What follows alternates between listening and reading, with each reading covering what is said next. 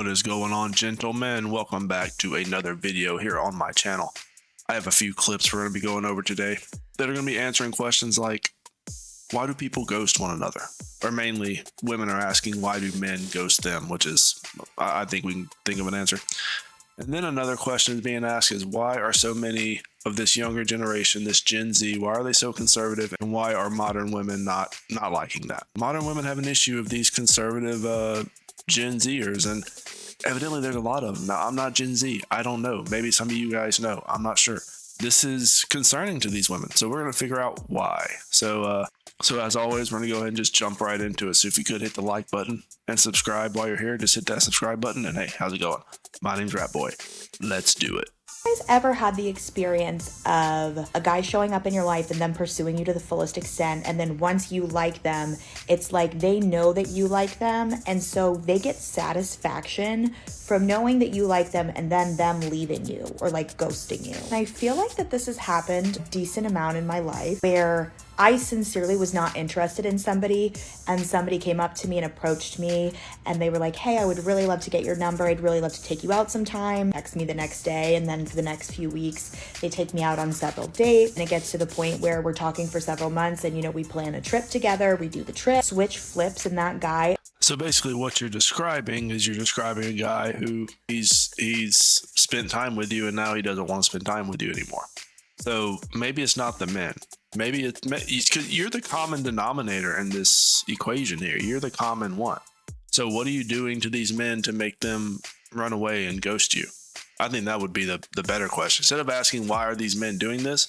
What are you doing to cause these men to do this? And why is it always happening? I think that would be the more important question. And I'm sure this woman gets approached by a lot of different types of men. You know, attractive women usually do, online and in real life, and just in general. You know, there's pretty privilege is what they call it, where just men are just always constantly trying to do things for you and interact with you and stuff. So yeah, maybe this has happened a lot.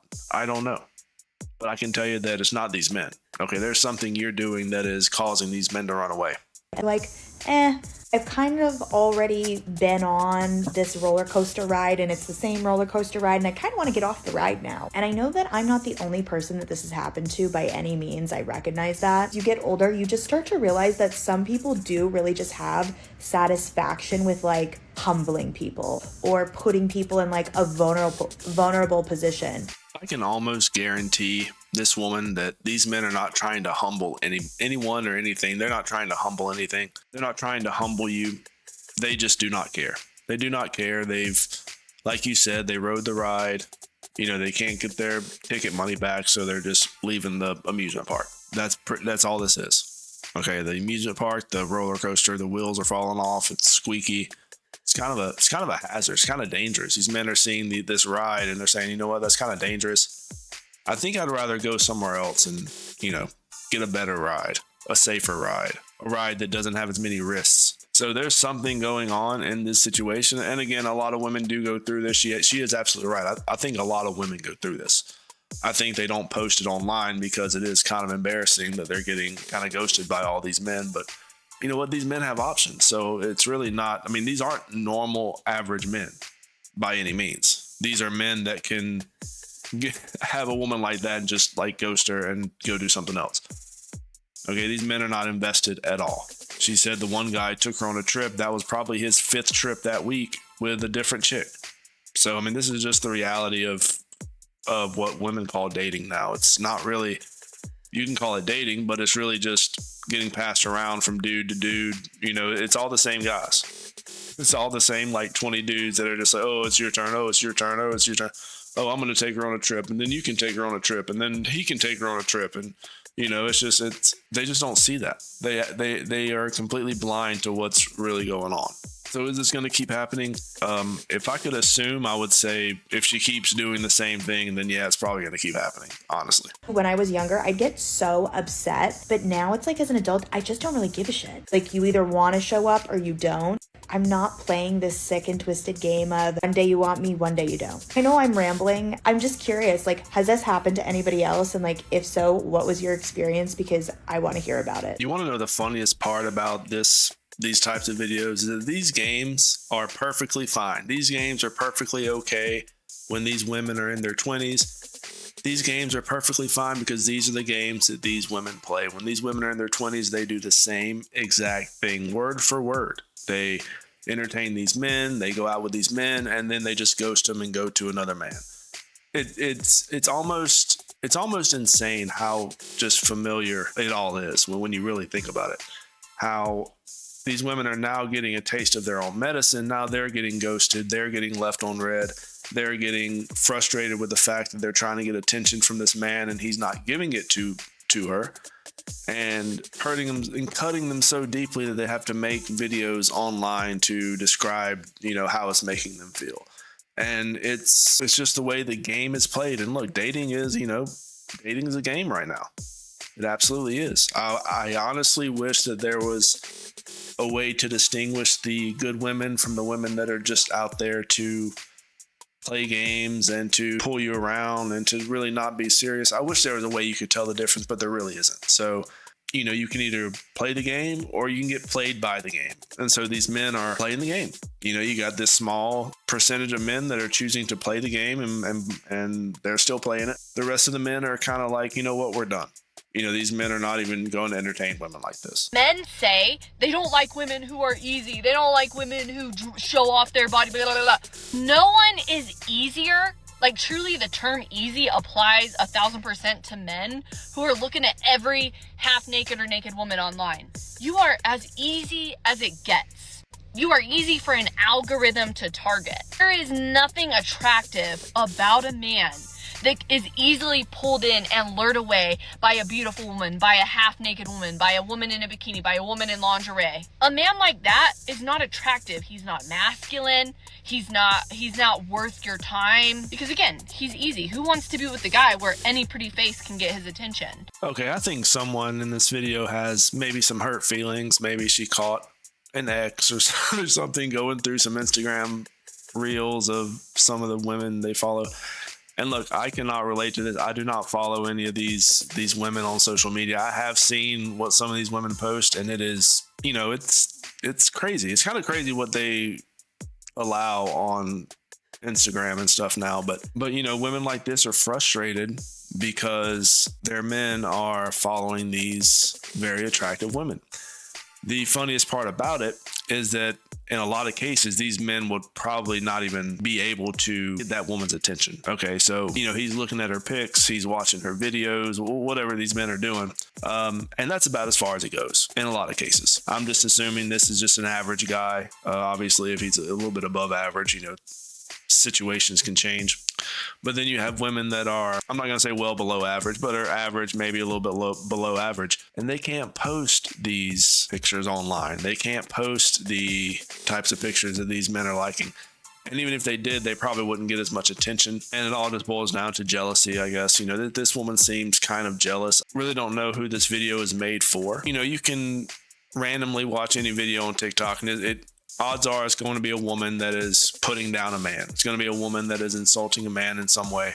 That's just the way that platform is. This right here is just kind of weird to me. This is kind of weird, because men are visual creatures, and I can understand men wanting to maybe look at stuff like that, to get online and to make this video just seems kind of weird. There's entire industries, entire multi-billion-dollar ecosystem surrounded by men and the types of images and videos they see online. So I'm really not sure the audience for this TikTok she's making here, because a man isn't going to see this. The only people that are going to see this video are other women, and odds are those women are either getting validation and attention from men or getting monetization from men by posting this type of content. Any algorithm can hook him and he'll give clicks and views. So as much as so many men say, oh, I hate a woman that's easy, why are women dressing this way? Why would you reward those women? You're the one that gives them an audience. You're the one that gives them a market. A lustful man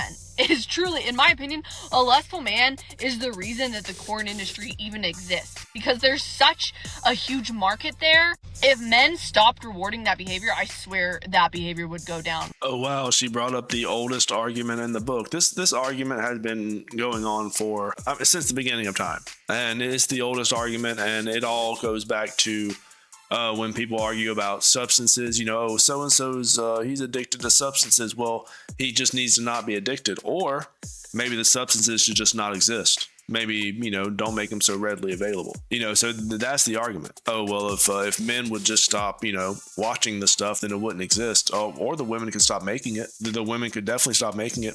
How much of that type of content was being looked at in the 1920s? Let's go back 100 years. How much of that content was being peddled in the 1920s? Let's go back to 1950. Let's go back to 1960. You know, so all this stuff really didn't happen. That industry really didn't exist until the 70s, until the women's liberation movement. And then women were free to do stuff like that. So now I'm not blaming women for that, because it takes, you know, men are in the industry as well. It takes a lot of different, you know, there's a lot of cogs in the machine, so to speak. Billions of dollars are being made every year, and it has given platforms to all sorts of disgusting people. I mean, let's look at history. How come nobody wants to look at history whenever we have discussions like this? You know, just look back to how it was, and then you can see of how it needs to be in order for all this to be fixed. Gen Z men are more conservative than millennial men are. So let's talk about it. I wrote a Substack that's called Gen Z Gov, focusing on government and politics. The piece that I wrote this week, I focused on Gen Z men and seeing what roles social media algorithms played in making men much more conservative than their millennial peers. I'm not on the side of the internet where I'm getting content from men made for men, and so I'm kind of unaware of what that content is and kind of how it is radicalizing young men. So you can read the full piece in my Substack. I'm just giving you the highlights here. From the exit polls in the 2024 election, 4 in 10 Gen Z men voted for Trump. Based on that data, based on that conservative shift of young men, I wanted to look at the role of social media algorithms and see how algorithms kind of shaped that election result and if there was a huge definitive role. I've seen plenty of young men come on TikTok and say from their personal experience that if you as a man have any sort of hobby in something like weightlifting, gaming, you will soon be fed right-wing bro motivational content. And look, content like this, the fact that this content is usually made by men that are more conservative that's just the way it is. That is just the way it is. Do you expect a 120-pound soy boy to make weightlifting content?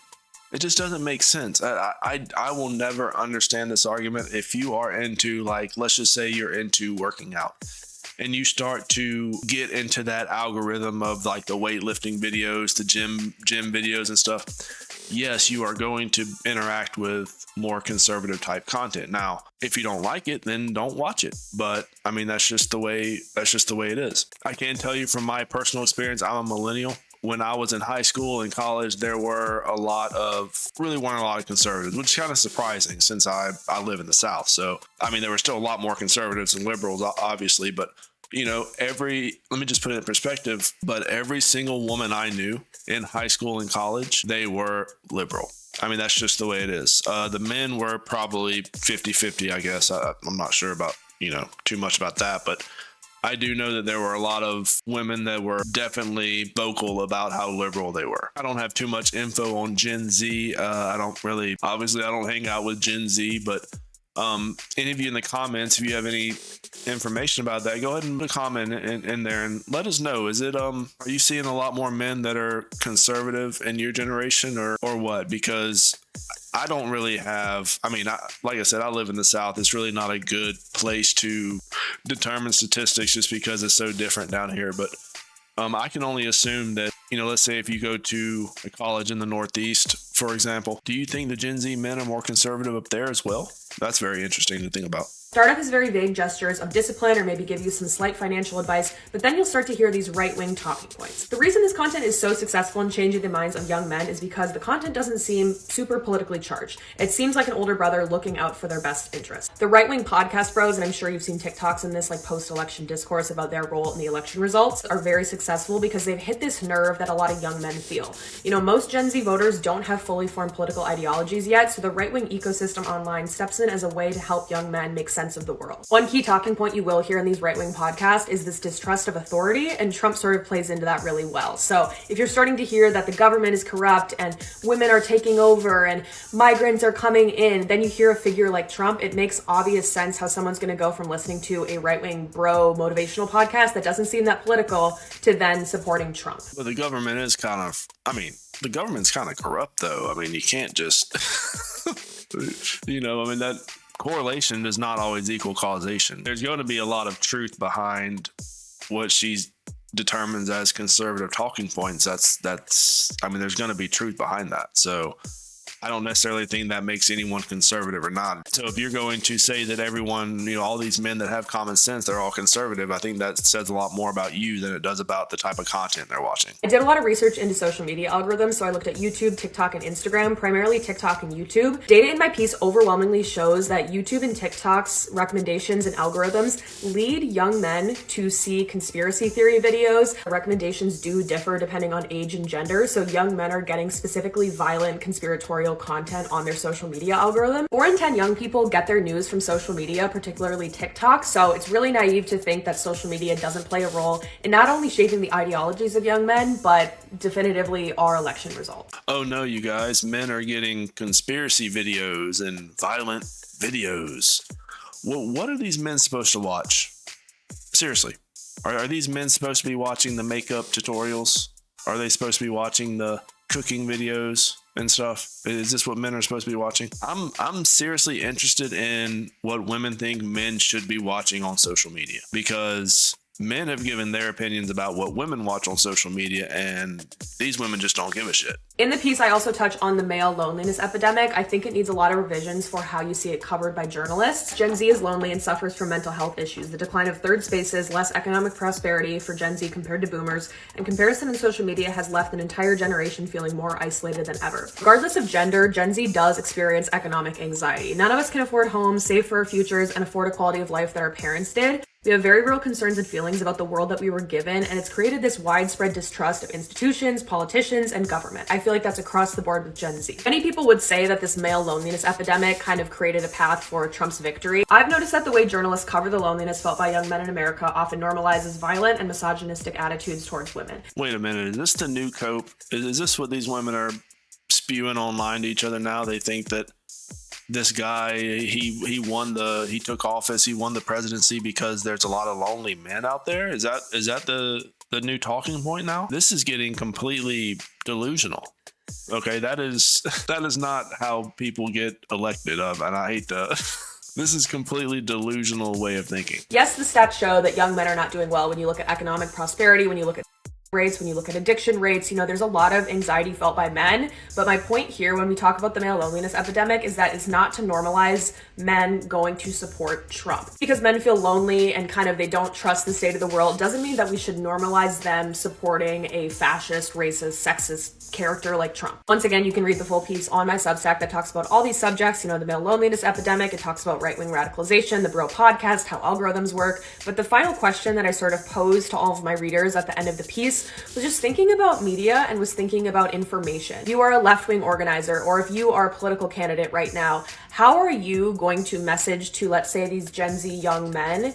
How are you going to talk to them, when they don't even believe the basic factual reality that you live in? Trump has played a huge role in this with his distrust of media and saying that's fake news and it's woke media, whatever the fuck. This is a genuine question that I think is a huge challenge. And look, not to get too political here, I'm not going to get too political with this, but you cannot blame just one candidate for anything like this, okay? You also have to blame the other candidate for not getting in these voters. Okay, both of them had a job to appeal to the widest market of voters. Okay, honestly, I think, and this is just my opinion, I think whenever Trump hit the Rogan podcast, I think that did a lot of numbers for him, honestly. And I think it was him, and I think it was the vice president. They both did the Rogan podcast, and I think that kind of just sealed the deal for a lot of men out there that do watch Rogan. I don't watch Rogan, but a lot of men out there do. And also the fact that Harris turned down the Joe Rogan podcast. So that, in my opinion, I think that kind of just sealed the deal. That would have been a perfect opportunity for any candidate to have a platform to, speak their agenda, to speak their talking points, to kind of drive home their position when it comes to their policies and stuff. From what I've seen, I don't think Harris took advantage of all those opportunities. Now, I know for 100% fact that Trump did. We've never experienced in our politics, but how are we all going to talk to people that don't even believe in the same reality, don't believe in the same facts? You know, you used to watch cable news, like my parents would say there was only 3 news stations. Now everyone lives in their own bubble. When I was researching this piece, I had no fucking idea what was happening for the right-wing bro podcast world, just as they don't know what's happening over in my lefty, girly, hippie bubble over here. Gen Z Gov, link in bio. Let me know what you want to read in the next edition. Oh yeah, the mainstream media isn't forcing everybody to think the same way. So now we have to research our own stuff. We have to find our own conclusions. We have to answer our own questions. I think that's a good thing. Okay, I think that's a good thing. Now, with any sort of situation, there's always going to be the extreme sides, left and right. I have been unfortunate enough to see both of these sides, and it is very disturbing, especially on TikTok. I don't know what it is about TikTok, but it gets really disturbing whenever you start to get into the women creator content algorithm. It gets very disturbing over there, because it's scary. It really is scary what some of these women think. My algorithm, if I were to go to like my Instagram and stuff, yeah, there's like the gym post. It's mainly like just funny memes and stuff. But every once in a while, I'll kind of watch it and like, what the hell am I watching? You can kind of tell what type of content that is. Now, I don't watch the podcasts, I've said this before. I don't really watch any of these bro podcasts. I don't find them entertaining. I really don't find them funny. I mean, what's the one where the guys are sitting around arguing about body counts and stuff? It's a waste of time. It really is a waste of time. I think I said this in a previous video. I think women watch those podcasts more than some men. And that's just an assumption. I mean, honestly, the type of content they put out, you never really know, I guess. Of course, there are going to be men that watch it, obviously. It can be entertaining. I can see the entertainment value in it. But also, I highly doubt that these very shallow podcasts are going to be swaying someone's voting ticket. I think a lot of men are just looking around today. They're looking around at what's been happening in the last 4 years. They saw what happened. And, obviously, you're in the U.S. You're looking at how everything has happened. And these same men are trying to get information. They're trying to figure out what's going on. And so you have on one side of the ticket, you have a guy that is, going on podcasts. He's talking to these men. He's interacting with these men. He's answering questions. He is being as available as possible. And then on the other side of the ticket, you have Harris, who is paying for Megan Thee Stallion to come twerk at one of her conventions. So, I mean, I think, if anything, I think that's the difference when you really think about it. If you're in a relationship and you're unhappy, imagine yourself 10 years from now with the same person and they've never changed. For better or for worse, they are the exact same. Is that okay with you? If not, literally, what the fuck are you doing? Why would you ever be with someone that you're only going to be happy in the future if you count on them changing? Girl. Why are you going to be with someone that you need to change? And is this a crazy idea? And let me know in the comments if you think that I'm just completely insane for thinking this. But what if, and hear me out, what if you go and find a man, go find a guy that you don't need to change? Go find a guy that's just good the way he is, a guy that you can see yourself dating, being in a relationship with, and that you don't have to change him. I think there's a big issue with women thinking that they need to change every single man they come in contact with. They need to make him better. They need to do things. But the reality is that men really don't change that much. Men really do not change that much, aside from maybe physical differences, obviously hitting the gym and getting a good routine and stuff like that. Sure. But these women are trying to change these men's personalities. They're trying to change these men to like all sorts of weird stuff. And it's not going to happen the way these women want. And there's so many videos I've seen where these women are talking to men and these guys are like, why do you want me to change? Why would a woman want to get with a man just to change him? It's a complete waste of time. Go and find your man. Go and find the man you want. A man that, let's just say, doesn't need to be changed, obviously, because women have been trying this for years and it doesn't work. You're not going to change these men. And then go be happy with that man. Okay? Quit trying to take this man and trying to change him into some sort of whatever that you have your you conjured up in your mind, this idea of a man that's in your mind that is like the perfect guy. We're trying to make every man like that. It's not going to happen. This is one thing that I'll never understand. Men don't do this. Men don't get in relationships with women and then constantly try to change them. I have never seen a man make a video complaining about anything like that. But anyway, fellas, that is going to be the end of today's episode. Leave me a comment down below. Go ahead and like the video if you haven't liked it already. And if you are new here, hit that subscribe button, and I will catch you guys later. Rat Boy out.